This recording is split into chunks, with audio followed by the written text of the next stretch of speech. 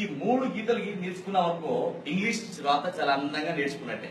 ఎట్లా ఇగో టిక టిక టిక టిక టిక ఒక్కటి డమ్ డమ్ డమ్ డమ్ డమ్ ఒక్కటి అతి నారాయణ సీతారాం తప్పకుండా లెక్క పెడితే 31. 1 2 3 4 5 6 7 8 9 10 11 12 13 14 15 16 17 18 19 20 21 22 23 24 25 26 27 28 29 30 31. ఇలా రాగానే దీన్ని ఏ విధంగా చేసుకుంటే ఏ, ఇది బి, ఇది సి, ఇది డి, ఇది E, F, G, H, I, J, K, L, M, N, O, P. మారిపోతుంది రాత తొందరగా.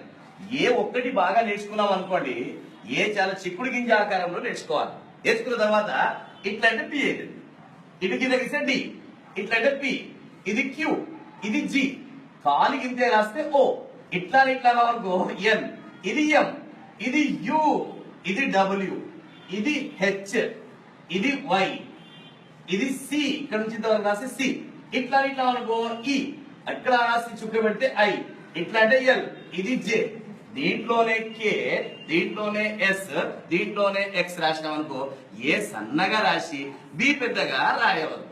ఏ ఎంత రాస్తామో బి కూడా అంతే రాస్తే బాగుంటుంది. ఇది గుర్తుపెట్టుకోవాలి. పైన 7 1 2 3 4 5 6 7, కింద 6 1 2 3 4 5 6, పైన 7 కింద 6, మధ్యలో 21 1 2 3 4 5 6 7 8 9 10 11 12 13 14 15 16 17 18 19 20 21. పైన ఇగో బి, ఇది డి, ఇది ఎఫ్, ఇది హెచ్, ఇది K, L, T. BDF HK అంటే పై 2 డబ్బాలలో రాయాలి. ఇగో G, J, P, Q, Y, Z. ఇవి కింది 2 డబ్బాలలో రాయాలి ఫోర్ములా కాపీలో.